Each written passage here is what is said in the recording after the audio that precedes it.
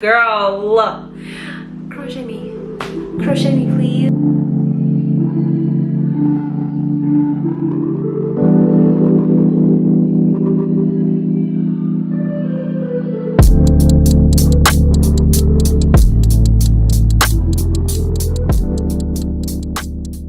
Hey, it's your girl Jay and welcome to my channel.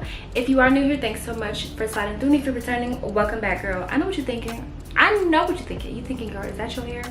Listen, it might as well be. You can't tell me this is not growing out of my scalp. Let me just say this right here. You cannot get this results with a sew-in, and no one can ever make me believe that you can. The like how much movement that you have. I can feel my scalp. I can shake it. I can twist it. I could do all that, girl, and it bounces back. You cannot.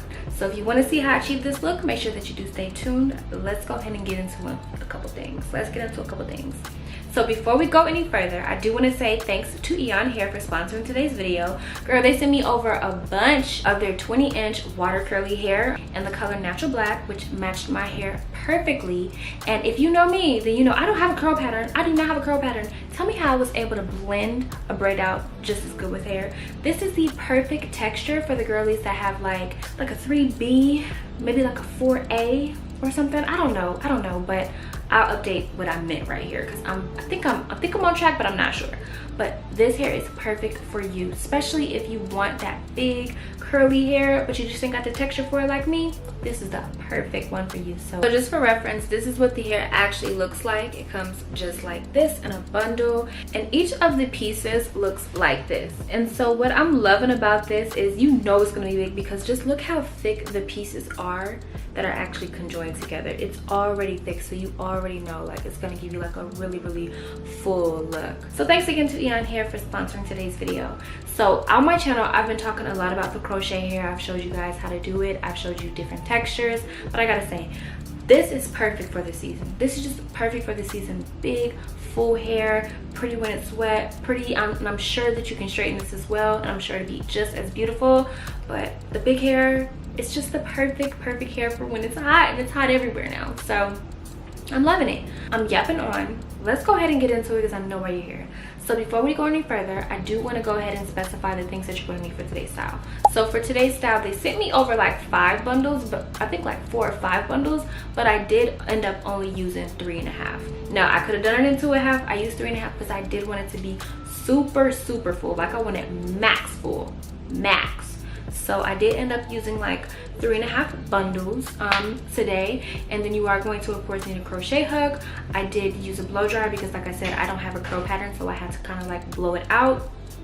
And yeah, some patience. I used a 3A mirror and you know, whatever. So anything that I did forget, I'm gonna have it listed down below for you. But yeah, that's pretty much all you're gonna need for today's style. Let's go ahead and get into the braid down so you can see how I achieve this flip over type ordeal. All right, so we are freshly washed and blown out, and so now we're gonna get into the braid down and everything. We're doing a flip over because I want it to be super large. I'm thinking maybe 3, if not 3.5 bundles of hair we're gonna use today. Moment of silence for the hair because the hair is just so stunning, girl. Like, so for a flip over, that just basically means like all of this in the front is going to be out. Well, not all of it, but a good deal. I don't want that much, but I do want to be able to at least push back here and then have curls. You see what I'm saying? I was going to do like a little different style, but I think that we'll do this for today.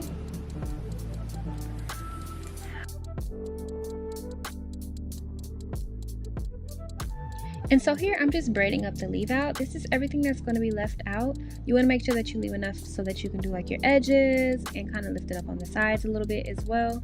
So this is exactly what we're going to leave out. Okay, so the braid down is done. This is basically what we've done. We done one braid across the top, and then I just connected it over here, and then we did all of these straight back. Now I'm going to end this off with like a little rubber band, just so it'll be easy for me to find when it's time for me to take this down. We're gonna start in the back per usual, and I just like to start at the nape of the neck. I go along against all of the braids that are attached to my head, and then I'm gonna start going up each row. And yeah, I guess I will come back once we get a good groove going. This normally takes me about an hour to complete because yeah, it just goes really quick. It takes like 5 seconds per strand, so it's pretty simple. So I'll be right back.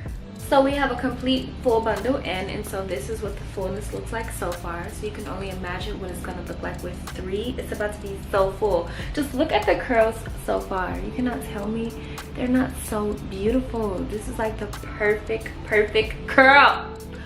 Oh my gosh, I cannot wait to like kind of like, you know, shape it a little bit. Just shape it just a little. Just look how much fuller it looks with 2 bundles. This is a full 2 bundles now. 3 is definitely gonna eat. So let me go ahead and show you how I actually put this in. So as I was saying before, you only want to attach the crochet hair to the braids that are actually on the scalp, not the pieces that we flip up and connect to the braid next to it, just because those aren't really sturdy. And so yes, as we're going in, we're just gonna slide our crochet hook right through the braid, and we're gonna put the piece of hair on the hook and then kind of split it into 2 and take 1 piece right back through the loop. I don't like to do a knot, not only because it's not necessary, but just because when it's time for takedown, if you want to keep this reusable, you don't want to have a bunch of knots on the thread and all that stuff. So by doing it this way, when you take the braids down, you don't have to do anything specific or new or different. You just take them down like normal, and this is the thread that I'm actually referring to. Just place it on the hook, slide it right through, and as you see, we're going to split it into 2, and then just take one side through, and then that's it. Also, a tip is to start at the bottom of your head, because if you start at the top, it's going to kind of fall down and it's going to be hard to tell where the next piece needs to be placed. And just use your finger to kind of like gauge where the next piece should go, and you should be good to go. And so now we're just going to go on the last braid, and we're going to go up to the middle of my head. And now the reason why I stopped towards the middle of my head is because you need to fill in the top edges like a need be basis. You don't want it to be too full, so where it looks like wiggy, but you also don't want it to have too many spaces either. So I go ahead and take care of the back first, and then I do the top all together and just fill in as a need be basis kind of.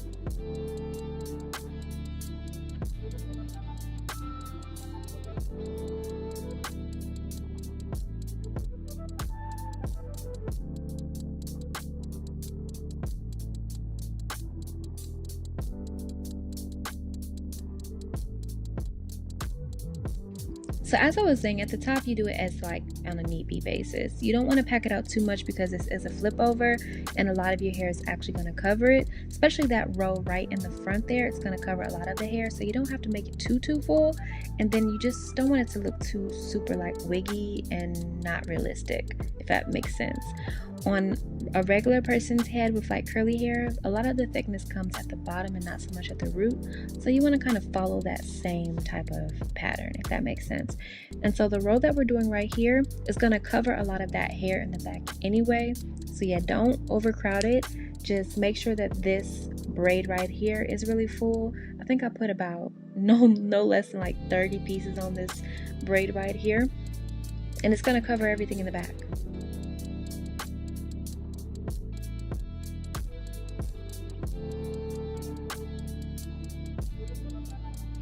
So as we see, we got a couple spaces that we could definitely fill in, and I did go in and fill those after the fact, but it should look really cohesive, and the hair and the top that you left out is going to cover the rest of everything, and it lays really flat, super flat.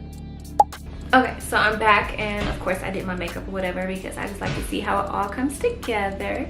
And we took out the first side, and do you see how it blends? It looks like real hair. It's not like perfect, but it looks like real hair. So I'm gonna go ahead and take out the other side, do our edges, and we'll be back with the final look. And even though we didn't intend to do a middle part, we meant to do a flip over.